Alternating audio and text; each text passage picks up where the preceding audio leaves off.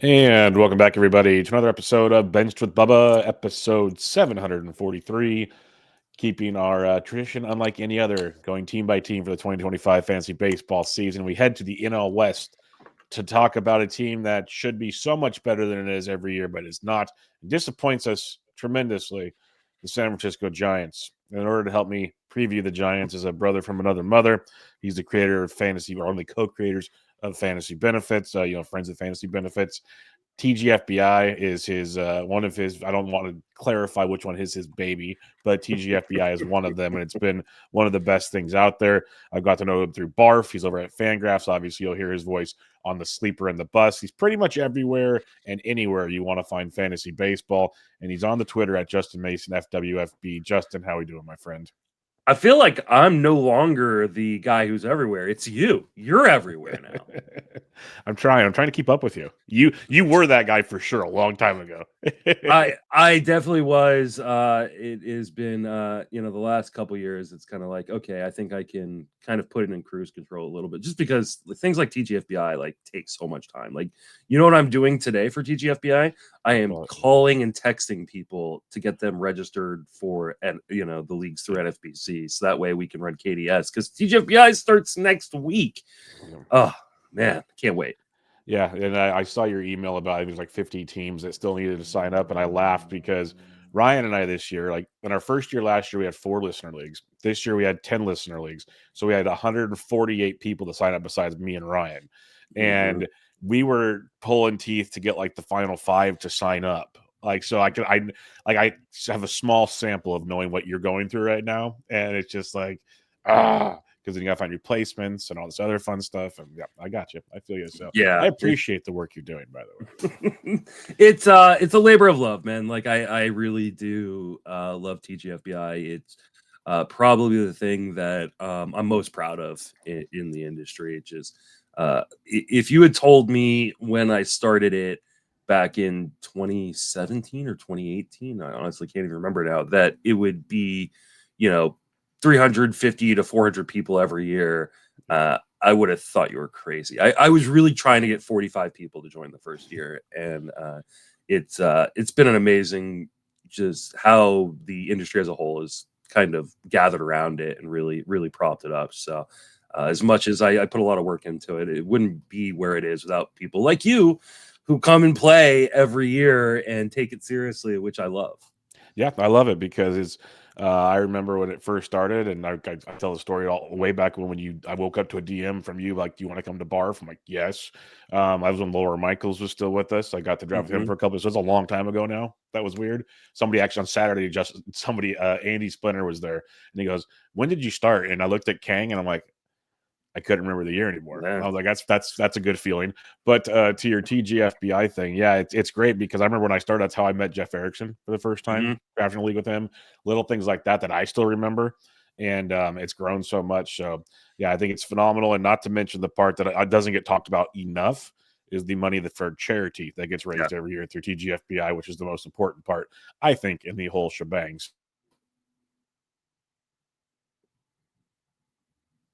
But it's something that you do that. You do your Potapalooza that raises money. Yep. So that's coming up pretty soon too. So yeah, it's in 2 weeks. So we're going to be, March, what is that? 6th, 7th, something like that. We'll be doing 2-day live stream event, Potapalooza, raising money for fantasy carers. And it's just a ton of fun. It's a long 2 days for me, but it is so much fun. And that just like happened by accident. Like, it was just, I was like joking with Danielle during COVID, like, hey, like, what if I just did this? And she was like, okay. And I was like, okay. And so, yeah, it's been great. It's been awesome. Now, something that has not been awesome is the San Francisco Giants. So we really have to talk about them. Yes, we just got to go through it quickly. Let's like rip the Band-Aid off. Let's like I call these many times. These shows are a half hour to an hour, depending on how long we wanted to be depressed. It's therapy, and that's what we go through here. And so we'll talk Giants here, Justin. And before we get into the players on the Giants, what were your thoughts on how 2024 went? I mean, so here's the thing with the Giants. I love the Giants. They're my team. I mean, I really started playing fantasy baseball and then got into actual baseball. And so, even though I grew up back east, like I was living in San Francisco during this time that I got into fantasy baseball, and then got into real life baseball. And like my love for them will never change. But that being said, I feel like they've been directionless for quite a while now. And I think 2024 is a really, really good example of that, where they had just a lot of players that really shouldn't be a part of this team. Um, and, because they should either commit, I think we talked about it on Saturday. It's like, uh, with Eno and a couple other guys, you know, real life baseball isn't that far away from fantasy. And like in a dynasty league, like the good dynasty league players know what they are. They either are a rebuilding team or they are a competitive team. And it's the teams that kind of try to balance both at the same time that end up just being mediocre forever. And I feel like that's what the Giants have been doing for the last decade at this point now, since their World Series runs. And that to me is kind of unacceptable. And I really hope that, Buster Posey coming in and a kind of a new regime would change that, but it doesn't feel like that's happening. Yeah, you nailed it, because it's always like one thing we talked about is like Wilmer Flores should not be blocking players from playing this year. Like, yes, it was great what he did for us. The Giants have always had a trouble moving on. Like the old like Marco Scooter, always like they just wouldn't move on from these guys, and that was always a problem. Yeah, there's a long list. We'll get to it here on the show, but they have some bright spots, but some cloudy spots that just keep it murky, and that's the Giants in a nutshell is the way I look at it. And they'll be about 500 probably, and we'll see where it goes from there. All right, let's talk hitters here. The biggest splash the Giants made this offseason, let's just start it with that, is one Willie Adames coming off a career year with the Milwaukee Brewers. Everyone has documented how this is a horrible move for fantasy because he moves to San Francisco. I'm kind of a mixed bag on that. I'll be honest. I see both sides of the spectrum. ADP's 95 over the last couple weeks of the NFBC OC drafts. Justin, how are you feeling on Adames coming to the Giants? I mean, from a fan perspective, again, I think this is another one of these signings where it's like, does Willie Adames make your team any better? Like, I mean, it does make the team better, but like, does it make it as good as the Dodgers or the Diamondbacks or even the Padres at this point? And I don't think it did. I just felt like it was a pretty big waste of money when they should be looking to see if maybe some of these young guys can actually be role players. From a fantasy perspective, I understand why people are downgrading Adames, and I think they should. I mean, this is a much worse park, and it is a much worse offense around him. So all the counting categories are going to go down. He's going to have fewer home runs. The Giants don't run really at all, so he's going to have fewer stolen bases. The lineup around him is worse, so he's going to have fewer runs and RBIs.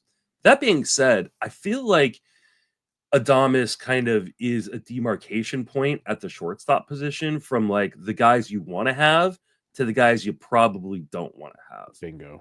And between I think there's really kind of like 10 or 11 shortstops I feel really good about entering the season with as my like everyday shortstop in fantasy. And I think Willie Adames is either Willie Adames or Matt McLean is like the last guy on that list. And so while I understand why people are pushing him down, I don't think I'm out on him at the current price. I think his price will continue to drop as we move into March drafts. So, yes, he's not my favorite, but I think he's the best fallback option. And that's how I've been kind of summing it up even since they signed him, because he has dropped. He was going around 75-ish, I feel like. So he's probably already dropped 20 in the last few months. He'll probably get outside the top 100 in another week or two. But I'm with you. There's like this real good group in the top 60 to 70 in the ADP. And then there's like a jump to Adames, and then there's a fall to like everybody else. And everybody else is fine for middle infield. I'm cool with that.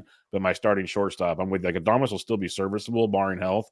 So elite defense is obviously not going to sit him, so you don't have to worry about that. So I'm not as it's the worst thing in the world, like everybody is. But I get it. Yeah, we all have to acknowledge it as a step back, all things considered. All right, Jung Hoo Lee, who I think a lot of us were like excited the Giants brought him in last year. It's probably not, a lot of question marks. What are we getting? We're concerned about power, good hit tool, all those kind of things. Didn't see much of it. Got hurt. Only played 37 games, actually. That brings an ADP of 246, Justin. Is this something you're interested in? Still with, I guess, question marks. We still technically haven't seen it yet. No, not really. I just don't know if there's enough offensive juice in this profile, especially on a Giants team that doesn't like to run, that it's worth it. I mean, I think at best you're looking at a guy who is potentially like 15-15. And I think that there is obviously some risk in the health. We saw it last year with him missing, a huge portion or the majority of last season. I just feel like it is a low upside, low floor play, and to me that isn't what I want on my fantasy team, especially if those you play in like 10 and 12 team leagues. Like Jung Ho Lee should not be even on your radar, I think. But even in 15s, like you can get other guys at that point in the draft that have a lot more upside and a lot more safety at that point. And so like I understand there are some people who are like really in on him, but I feel like this is a kind of shiny new toy syndrome and not like actual analysis of like the player is going to be that great for fantasy. I think he could be a really good real life player because the 100%. defense was better than I expected. There is more pop in the bat than I originally expected, but like it's still like 15 homer power in that park. So like, does that move the needle for you in fantasy? It doesn't for me. Yeah, at best I see like a 15-15 out of him.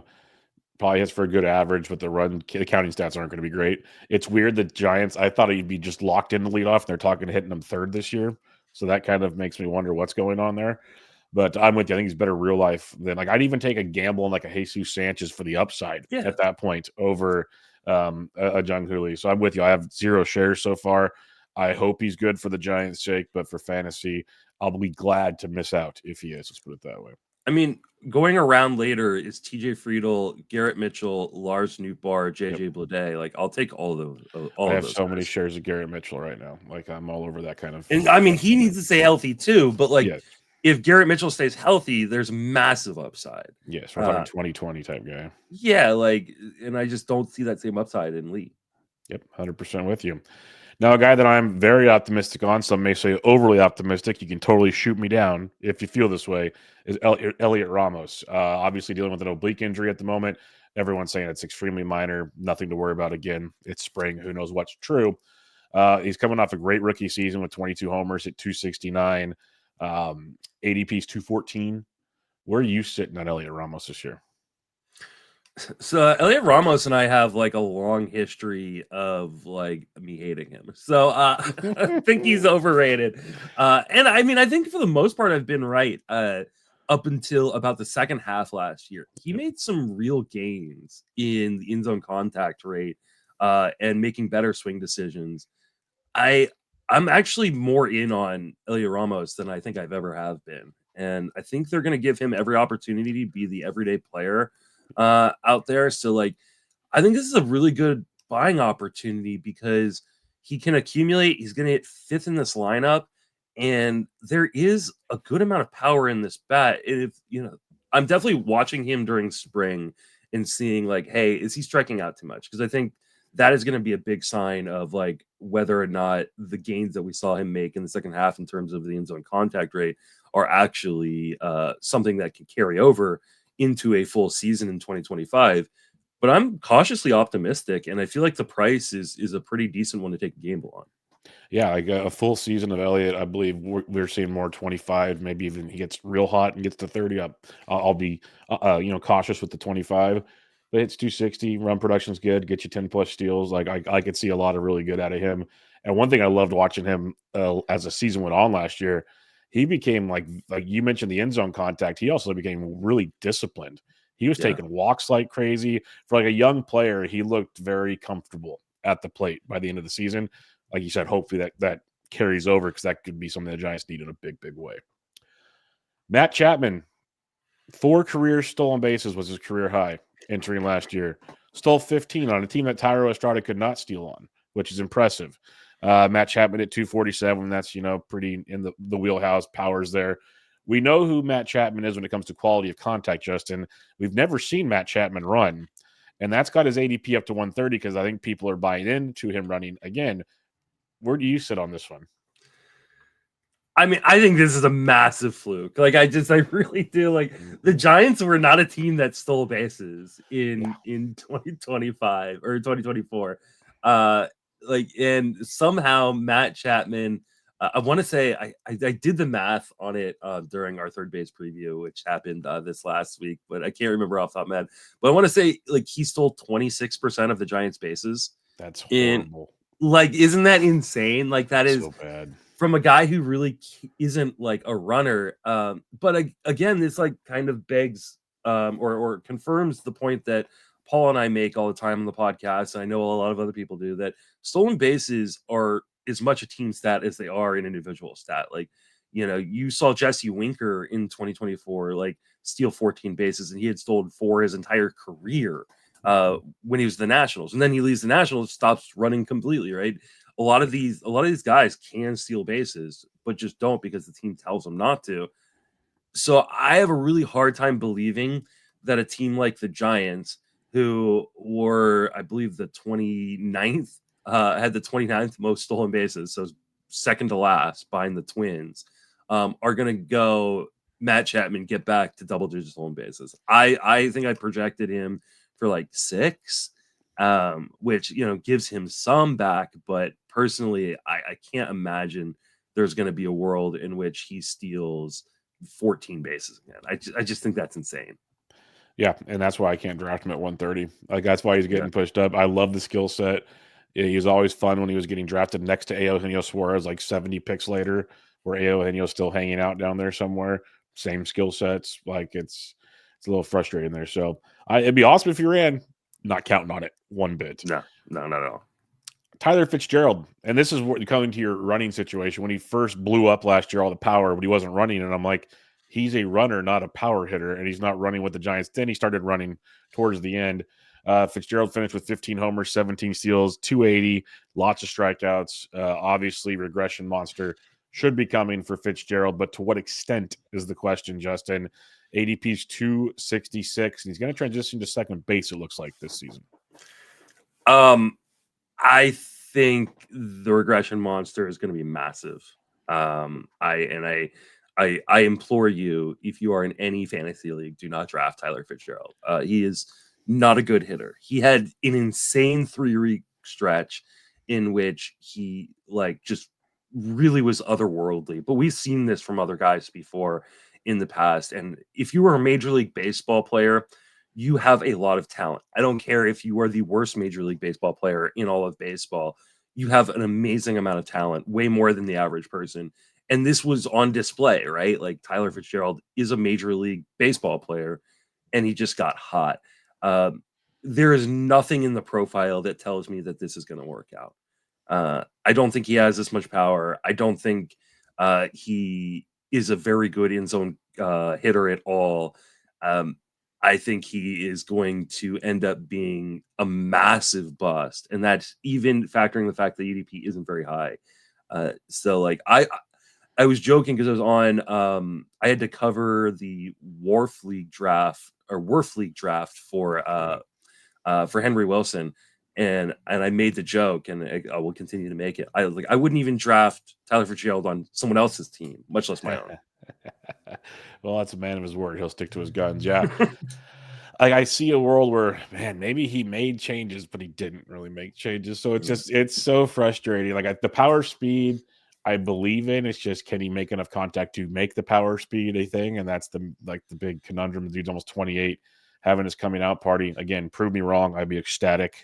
I'm just not there at the moment. All right, now is where it hits the fan, basically.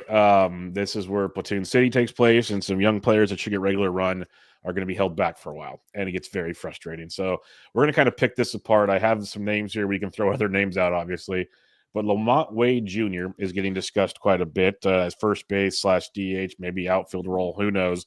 They like to lead him off because OBP is great. There's no denying that, Justin.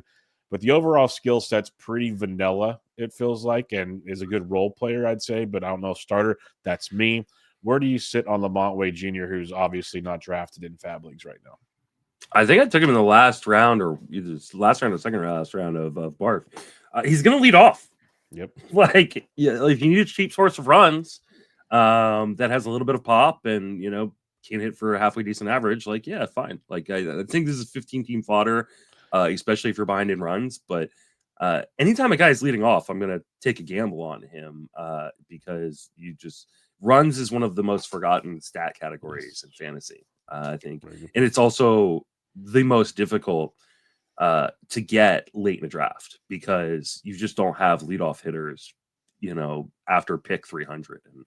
And to be able to get a guy like Lamont Wade Jr., like if you look at the back half of my Barf draft, now part of it was I was driving home, and so I couldn't really like do deep research while I was on the 101. But I took both Lamont Wade and Mike Tauchman, like two guys who are leadoff hitters, and they're gonna play. Now I think Lamont Wade Jr. time, I think he is just a seat holder for Bryce Eldridge, who should be up at some point, probably in the second half of the season. So I probably wouldn't draft him as much in a DC, but because you're not gonna be able to drop him when he loses all his playing time. But that being said, like in a Fab League, yeah, just draft him at the back end of your draft for now, use him as a cheap source of runs, and then drop him when he loses playing time. Yeah, he's probably 15-team fodder, like you said. I will say in 12s, I remember very clearly streaming him multiple times last season if it's a heavy right-handed pitching week, because he will play every day there, and they'll go into Coors Field for 4. Like those kind of weeks are phenomenal with Lamont Wade. But just know the rest of the Giants we're about to talk about, strong platoon situations going on here, and they will stick to these guns. This one won't platoon. We'll skip to this, though. Patrick Bailey at catcher. This is a player that Giants fans were very excited about a couple years ago. He's kind of burned out at the ends of both seasons. We haven't seen a full Patrick Bailey season. Defense is elite, one of the best in baseball. The hit tool continues to fall apart as the season goes along, which happens to a lot of catchers. His hits a wall, it feels like. What are your thoughts on Bailey this year as like a catcher 2, I'd say? I think he is a great catcher 2 in a 15-team league. I think there is a very safe floor, and I think the batting average will be better. I think he's been a bit unlucky in the batting average department. I think he's like a true talent 250 to 260 guy, and we've seen him hit 233, 234 each of his first 2 seasons in the majors. So I do think that things will be better. I just don't think that he's ever going to be a catcher 1 or like in that conversation. I think he's he doesn't have a lot of power to begin with, and that park hurts power. The offense around him isn't great. He doesn't steal bases. So, like, there's no real carrying tool for fantasy other than he will play quite a bit at catcher and maybe give you a halfway decent average. So, if you're looking for but the problem with in a deeper league is like the bottom end of the catcher pool hurts you, like actively hurts you. Baseball HQ does an article on this every year. That the guys at the back end of the catcher pool actively hurt you. So like if you're looking for a guy who doesn't actively hurt you, Patrick Bailey is one of those guys. Yeah, I'm with you. That's why 2 things. I usually take my catcher 2, but I like the 15th catcher off the board if I can. Yeah. But I do like Bailey, and I agree with what you said. That's why, like in DCs, I love him as a catcher 3, just because if all else fails, beautiful floor, and your catcher, your 15-team, answer. Like in the last 13 12s, which I've been using the ADP for, he's been taking 8 of 13, and his ADP 340. So he's like the last pick. So it's just one of those things. Like that team basically missed out on all catchers and said, "Screw it, I'm going to go here." Good skill set, but yes, not more real life than fantasy. All right, Yastrzemski, somehow they gave him $9 million to come back at the age of 34 with younger players. Like, God, this is the stuff Justin kind of hinted at the beginning of the show. It's like, this has been a great Giant. It's been a fun story. Move on. Like, this is where we got to go. He's going to play. Like, he's the one that might not platoon is the worst part. So I'll just stop there. What are your thoughts on Yaz this year? Because I'm hoping by the trade deadline, he's on another team. I think he does platoon. That'd be awesome. He should not be playing every day, and it's just a matter of time before he won't be playing at all. That's true. Because Hamstring or something. he'll get hurt, or maybe the Giants will come to their senses that they've got a 23-year-old Luis Matos on this bench, and a Gerard Encarnacion who is really, really interesting on this bench. So like, I think at some point, like, he will just lose his playing time. I think this is another one of these guys that they're just kind of holding as a placeholder. The problem is there isn't a lot in the minor leagues in outfield for the Giants to be like, hey, like this guy's going to come up and take that spot. So I mean, unless you're a big like Wade Meckler guy, which I'm not. No. So all their other guys are going to be like in high or low A that are kind of the future of the outfield here. So it's just outside of DC's, like I don't even know what Yaz's what his ADP is, but like I don't know that there's any value here. Like I don't even really want him in NL only. He will play, and there is a value in volume in those deeper formats, but like you can just get someone else who does something better and doesn't have the injury history. Yeah, I'm in an NFBC 50 right now, and Yastrzemski's ADP is 426, and we're almost a pick 500, and he's still on the board. So that's where we're living in that one. I do want to ask you about, you mentioned Luis Matos and Gerard Encarnacion. Encarnacion actually took in Barf. I just love the power potential. The Giants need a power bat so bad. And this is I guess where I get frustrated with either A, Wilmer Flores being in the way, or B, Lamont Wade like holding up the potential DH spot. If there's a lot of moving parts, he shouldn't DH, but you know what I'm trying to say there. Yeah. So what's your thoughts on Gerard? And then with Luis Matos, I think at one point he was supposed to be better than Ramos as rat, and he's younger than Ramos, and we've seen him play well in the minors. Maybe he's figuring out. I don't know, but I think this could be a nice year for him potentially. Where are you at on those two? I like both of them. I think they're both interesting. And for me, the more important thing is I want to see them have an opportunity. Like, especially if this is a team that isn't going to be competitive, and I don't believe they are going to be competitive, or at least competing for a World Series. I think they will compete for a playoff spot. But they should be giving these guys opportunities. Encarnacion is got a crap ton of power. 115 max exit velo last year. And that was in only 80 batted balls, right? Like dude rockets the ball. And he actually makes more contact in the zone than you would expect. He had, like 82% in zone contact rate last year. So like, I want to see a guy like that who, like you said, we need thumpers. There are not many thumpers in this. It's like Matt Chapman and that's it. Like, right. Like, I mean, I guess Willie Adames is a little bit of a thumper, but, I want to see a guy like this in the lineup. I'm hoping that he will at least like be on the weak side of a platoon with Wade. But I have a hard time knowing if that is actually going to be true. And I don't think he's a particularly good defender. So that can be a little bit of a problem, which is why I don't think they want to necessarily ticket him for like full-time duty in the outfield. Matos, on the other hand, I think still has the upside of like being, I don't want to say like a prime Cedric Mullins, but like the 15-25 version of like a Cedric Mullins, if given the opportunity. And I think he is a good defender. The problem is they seem to hate him for some reason. I don't know if he like got caught sleeping with someone's wife within the organization, or like, I don't understand why you give Yastrzemski a $9 million deal so you can bury a guy like Matos, especially when he is a good defender, and you have such a big outfield to cover for all those pitchers that you are highly invested in. So I don't think you're drafting them anywhere outside of DC's, and it's a risky pick in a DC, to be quite honest, because you won't be able to drop them, and there are going to be other guys with massive upsides. I don't know that these guys have, at least for this year, that'll be available around the same time. Something on Encarnacion. Ryan makes a minor league leaderboard for our Patreon, and last year 146 plate appearances at AAA, 12.1% barrel rate, 109 max EV, and 162 WRC plus. Dude, like just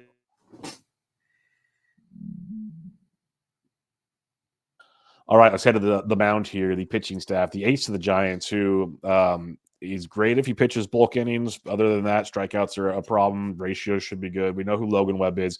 Logan Webb prides himself on going deep into games. He prides himself on being a pitcher. Because we've seen him strike guys out before if he wants to. He's done that. But for the most part, he just goes deep. ADP is 110. Where do you stand on Webb? Because I love the skill set, but I think it's a specific team build for your fantasy team. Yeah, I think what you're drafting Logan Webb for is to balance out a much riskier ace. So you want Logan Webb as a starting pitcher if for some reason you drafted someone who you might be afraid of has an innings concern. But you also already got the strikeouts. So like for instance, I think Garrett Crochet to me is a really interesting player that I don't feel like people are talking about the risk profile on enough. I think he's a top 5 pitcher in baseball, especially if you were able to take off injuries like in a video game. But we're talking about a guy who's had a lot of injuries and has made some massive jumps in innings. Not saying I wouldn't take him. I took him in a mock draft last night, but I think there's risk. And so when you're drafting a guy like Garrett Crochet, or even a guy like Tariq Skubal or Paul Skeens, getting a Logan Webb type really helps kind of solidify your innings base because we don't really know where the innings are going to be on some of those guys, and they are a little bit more riskier, but they give you strikeouts that Logan Webb doesn't. So it's really about pairing the right pitchers with Logan Webb to kind of balance out kind of the low ceiling in terms of strikeouts. Yeah, 100%. It's a team build. The skill sets with Webb is great. He's going to help most teams, but yeah, I've always said he's not an ace for your fantasy team. He's a great 2 or 3, depends on where you want to draft, and that's pretty much where you're going with that. Robbie Ray. This is really like, do you want to shoot for the moon or do you want to shoot for the ER with Robbie Ray? And we've seen this guy be great coming back from injury last year, then got injured a few more times. And the most frustrating part, because you watch the Giants as well, so you'll relate to this, he either was outstandingly dominant or he could not throw a strike. It was one or two at like every start. So like you look at his game logs, people are like, oh, look at the K to walks, look at this. It's like, yeah, but it was all or nothing. So where do you sit on Ray this year? Because you can get him at an ADP of around 170 right now. So I was completely out on Robbie Ray last year because guys come back from Tommy John really struggle with command and control. And and people are always like, well, the velocity's back. The velocity is the first thing that usually comes back. When velocity doesn't come back after Tommy John, that's when you go, oh, I think this guy is cooked. Almost every guy gets their velocity back, but it's their inability to command things within the zone, especially, or find the zone, that people struggle with. So Robbie Ray was a guy who has had those kind of issues pop up, especially command issues, throughout the course of his entire career. And so, like, I wasn't touching him last year. This year, though, like, usually another year removed from Tommy John, guys kind of just get back to who they are. Now, the question is, are we going to see the kind of 2021, 2022 version of Robbie Ray? Or are we going to see the 2019 version or the 2018 version? I think Robbie Ray is one of the most important people to watch in spring training. If he's walking a bunch of guys, then that is a bad sign. If he is not, if he's filling up the zone the way he did when he won that Cy Young, the way he did in Seattle, with Patrick Bailey behind the plate and a fairly good outfield. It's actually not a fairly. It's a pretty bad outfield defense, but at least with Patrick Bailey behind the plate and improved infield defense, I think Robbie Ray has massive upside. It is a risk, and again, this is one of those guys you want to be really careful about who you pair with because I think there is a massive amount of risk in a guy like Ray. But this is a shot you should be taking, especially at the price. Yeah, at the price, he's your SP4/5 given. You don't know, so you can definitely look for the upside there. A player I can't really see any upside in at all, and maybe I'm just so angry about so many things the Giants do, but Justin Verlander signs with the Giants. Justin Verlander is older than I am. That doesn't happen often on any of these shows. Like really, it's older than me. Yeah, and see, there you go. Like when we realized that on a show with Ryan, because Ryan always makes fun of me for being 41. I'm like, this guy's older than me playing professional baseball. It's not good. It's not good, folks. The one part I do like, and I've said it a few times, is he could be an example for such a young rotation. I think that's phenomenal. Now, is that worth $15 million? Is it worth a fancy pick? Probably not. But that's the price we pay in this era in baseball because, like, we've already seen him work with Birdsong. Like, there's things I could see this benefiting from. Fantasy, I'm out. I'm going to keep it that simple. Where do you sit on Verlander? Okay, so here we go. Here's my thing. Like, I don't mind this deal at all. For the Giants, I think this is a 1-year deal. You're getting an established guy in the rotation. I don't know if you've seen any of the videos already of him like working with like Hayden Birdsong and stuff. I'm like, I don't think there's anything necessarily wrong with it. When Justin Verlander is healthy and right, he's still a very effective pitcher. He's not the pitcher that he was when he was young, but when he's healthy and right, like he can still be very, very effective. And like I took him in the last round of that mock draft I was in last night. It's like, hey, like, you know, like I'll take the gamble, right? It's a really good home park. You know, you kind of spot start him. That being said, the start of his schedule isn't super great. They start like at Cincinnati and then they go to Houston. So this may actually be a guy that you don't draft and then you look to pick up for that first home series versus Seattle. But I think yes, he's old. He's absolutely old. But old guys get pushed down the board, like, and they become values. And this is going to be a fantastic opportunity for Justin Verlander to just rack up innings with decent ratios if he looks right. And so far, all reports are good that he's healthy in 2024 or 2025. I don't think that this will last very long, but I'll take a few spot starts here and there from Mr. Justin Verlander. And there's no such thing as a bad 1-year deal. So like, I don't mind the Giants threw that money at him. Yeah, no. Okay, I'll listen to that argument because his ADP is 310, easy drop at that point. I don't know what the upside is, I guess, at that point, but if anything, he's a filler or a streamer, and you go from there. I'm just real life baseball. I'm happy he's there for the kids. That's all I want. So. He's one season away from a year in which he had 162 innings with a 3.22 ERA. Like, that's massive from your like a guy going after pick 300.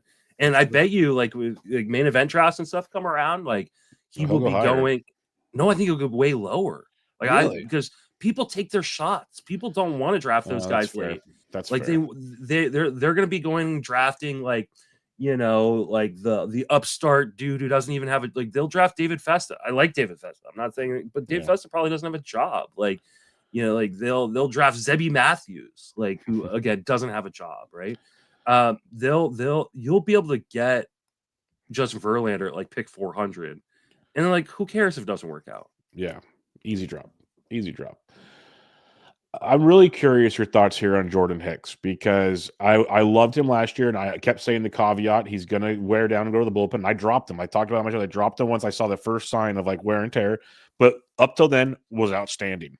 It was great. Now he got to 109 innings last year. Again, he's going to need to ramp up even more probably.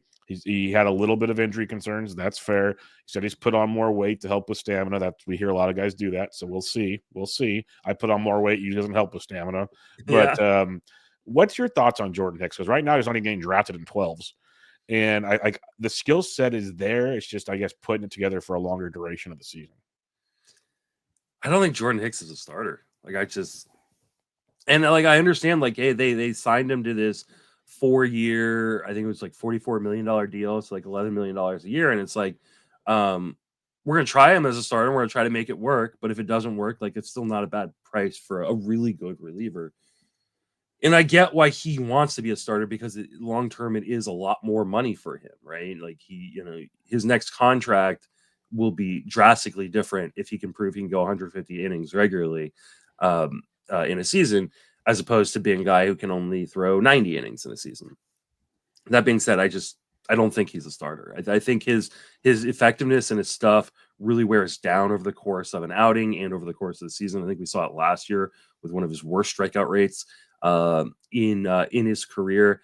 I think his body can't hold up, and like this whole like, oh, I put on 15 pounds of muscle.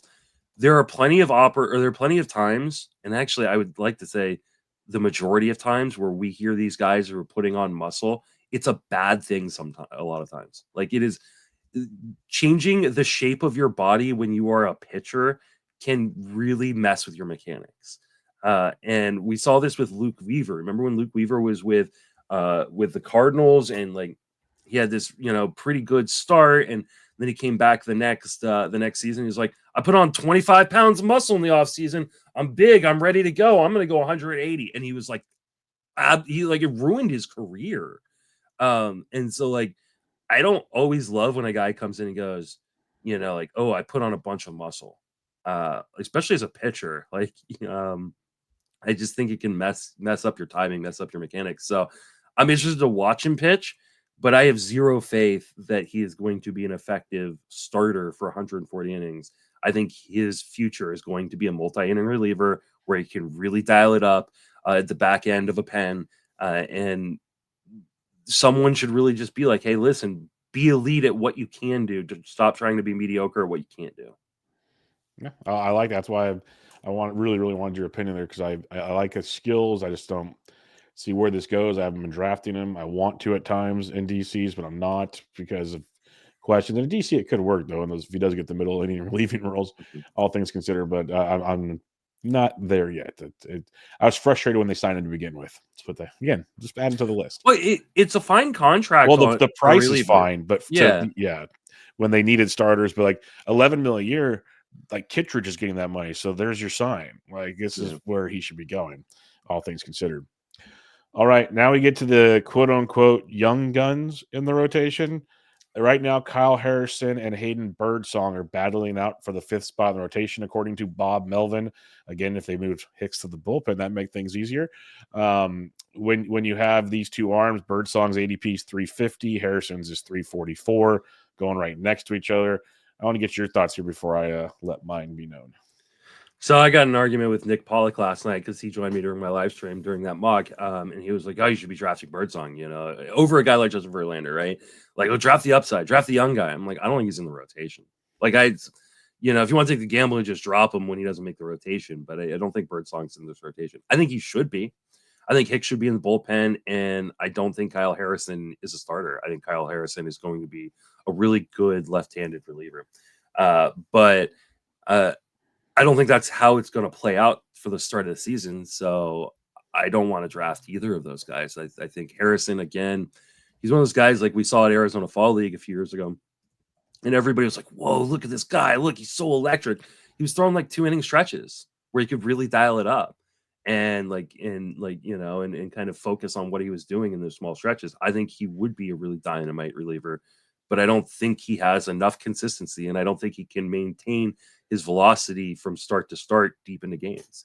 So I'm completely out on Kyle Harrison as a pitcher, unless he shows me something amazing this season. Like there's nothing he can do in spring that's going to change my mind.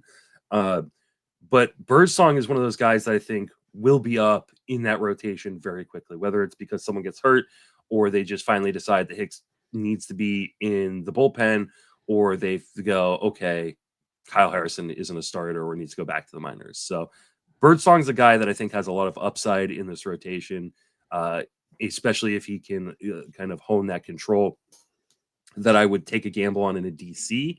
But I think in a 15-team Fab League, unless we hear that he's going to make the rotation, I'm probably not drafting him. Just going to put him on my watch list.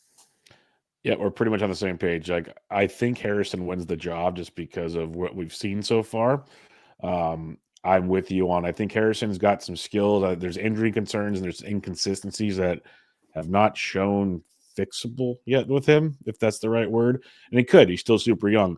What Birdsong brings to the table is pretty darn good. And it's mainly, like you said, it's a control thing more than anything, because the games where he doesn't walk in guys, he's striking out 12. He's dominating people. And as a young player, you look at most young profiles in the minor leagues, a lot of them have control issues. That's just the brass tacks of it all.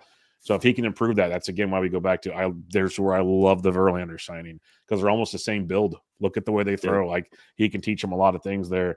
I think Birdsong has a bigger season than Kyle Harrison. I'm with you. I think Birdsong should win the job. Probably won't, but should be up early type thing. I've been telling people in DC's draft Birdsong over Harrison. And I don't mind if you're willing to play the fab wire in a 15, taking him towards the end, drop him if he doesn't get it, and pick up someone else if you're cool with that. I don't see that. I think the gamble could be worth it type thing if they give him the role. I think Birdsong, like and it's funny that Robbie Ray is on this team, but if they follow the Robbie Ray route, which is like, listen, dude, you've got good stuff. Yep. If you give up a home run, fine, just make it a solo. Like, like attack the zone, go after people, make them hit the ball. You may have some bad games that blow up, right? You may give up 3 home runs, but if they're all 3 solo home runs, you give us a shot to win. You give yourself a shot to win.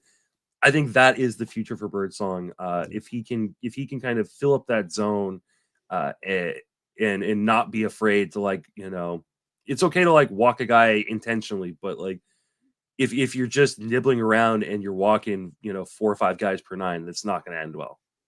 Yeah, and it's like what you're describing is basically the Scherzer Cole way of life. Like, I'm not comparing him to them obviously yet, but they don't care about giving him solo home runs. They're going to attack you, and there's a lot to be said about that. Last thing I'll mention, it's a phrase that always sticks in my mind with Bruce Bochy. In spring training, he was with one of the young starters at the time, and he's sitting behind the cage, and he's just watching BP, and he looks over to the pitcher and goes, "You see this?" And the guy goes, "What?" He's all, "Hitting a baseball is the hardest thing to do. They're good if they hit it 3 out of 10 times. Throw it down the middle of the plate. Like, don't mess around. Let them hit it," type thing. And that stuck with me through and through because it's so true. Let's head to the bullpen real quick here. Ryan Walker, what a dude. From like opener to middle relief guy to gets thrown in the bullpen as the regular closer around August 10th, gets 10 saves, sub 1 ERA, electric K to walk rates. Dude's just awesome. And Bob Melvin said he's the dude this year. I had a weird feeling they might try to get Camilo back in there. If like control gets there, it seems like they're rolling with Ryan Walker. And that ADP right now for Walker is sitting at 94. He's actually the highest drafted Giant in OCs right now. That says a lot about this team. So what's your thoughts on Mr. Walker? I think Walker's elite. I think he represents kind of a demarcation line of your closer ones. And I am totally fine taking him. I prefer him as my closer too, but I also push my closers up because I'd rather not deal with the headache. Like in Barf, I'm in a position where I'm going to be looking for saves all year, right? Because I made a mistake and I didn't take a second closer early enough. And so I'm kind of in the Boston bullpen. I'll be in other bullpens kind of looking to see if I can, get lucky. But Ryan Walker is one of those dudes that I think he is the dude unless things completely fall apart. And I don't think there is any reason to think that they will. Camilo Duvall could be a really, really effective reliever again. But I think that Melvin is kind of guy who's going to just kind of stick with his dude, and that's Ryan Walker. Yeah, I'm with you. The more and more I do digging in this offseason, I've keep moving him up. I have actually last night wrote that if Walker can just be 3/4 of what he was that last month and a half of the year, he's a top 5 closer in baseball. So, like, I'm 100% with you on that one. All right. Any prospects out? First, what's your thoughts on Bryce Eldridge this year, Justin? When do you think we should see this wonderful specimen of a human being on the Giants roster? Besides opening day. So I mean, I would love to see him up opening day. Yeah. I don't know if he's actually ready to be up opening day. I mean, he's only 20. He's going to be 21 this season. So like, and the Giants aren't a team that typically gets like super aggressive with prospects. They really want them to be kind of ready when they come up. That being said, like he dominated the minors last year between 4 levels. He hit 289, 372, 513 with 23 home runs and 6 stolen bases and 519 plate appearances.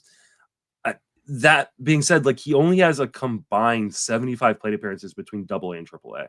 So I do think that there is no chance he makes the roster out of spring. I think that he could find himself as like a back end of the season call up. I think it's most likely going to be a September call up. So for 2025, I don't think you want to be drafting him. But I think 2026, it's going to be Bryce Eldridge time. Yeah, I'm with you. I actually had to talk to a buddy of mine at the golf course on Sunday. He shows like, "Did you see the home run he hit?" I'm like, "Yeah, I saw it." And he's all excited. He's like, "He needs to be up." And I said, "No, he's very, very good. And he's going to be very, very good. He needs some more time. And more importantly, I don't want him up and then being yo-yoed between AAA and the bigs. When they call him up, he needs to stick. And that's where I sit on him. Any other prospects of note for the Giants? Because this is a problem right now. Yeah, and this is the problem with this, kind of Giants philosophy. Am I allowed to swear on here? Go for it. Swear it, right? Yep. So I said this, I think, to you and Eno, like, the problem with like trying to straddle both sides of the fence is the fence just gets wedged up your ass. And I think that is where the Giants are as a franchise right now. Is they won their World Series, their 3 World Series, which was beautiful. And then they never accepted that they were going to have to suck for a little bit. They just kept kind of going, no, we've got these guys. They're still World Series champions. We're going to keep supplementing. We're going to reload. And at some point you have to rebuild. Even the Dodgers rebuild is how they built this system that they have, right? They went through a few seasons of like, hey, we're not going to be very good, but we're going to be great soon. And the Giants need to do that. And so they don't really have a very much in this farm system that you go, oh, here's the future.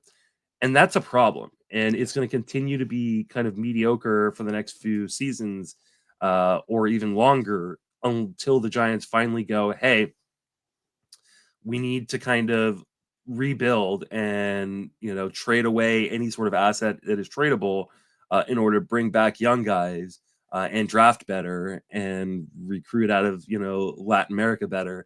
But yeah, there's not much in this farm system outside of Eldridge. Well said. Well said. Sad, but true.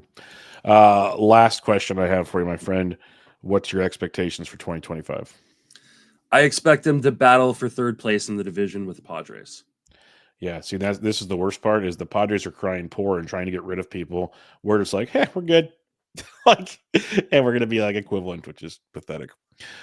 Yeah. All right. Before we head out of here, remind everybody where they can find you and what you got going on, BizMan. You can find me on all social media platforms, Justin Mason FWFB. I mostly use Twitter, YouTube, and TikTok at this point. I'm trying to do Blue Sky more, but I just, I actually don't really love social media, but I try my best. Then you can find my written work on Fangraphs and Fantasy Pros, and I'm on the Sleeper and the Bus podcast and the Friends of Fantasy Benefits podcast. We also still have satellite leagues for TGFBI. If you want to get into next year's TGFBI, you can go to tgfbi.com, sign up for a satellite league. You win your satellite league, you get into next year's TGFBI. So you can still sign up for those probably through maybe like the first few days of March. So probably about a week left. Sweet. And get in if you're not in yet. It's going to be awesome. And obviously, if for some reason you're listening to this and don't follow Justin, I'd be shocked. But make sure you do, as the guy is just awesome human being and fantasy analyst all around. Always a pleasure to chat with you, my friend. Hey, it's always my favorite time of year is get to kind of get depressed with you about the Giants. Yes, and we'll get undepressed on a different show some other time. All right, everybody, this is Bench with Bubba, episode 743, your 2025 Giants preview. Catch you all next time.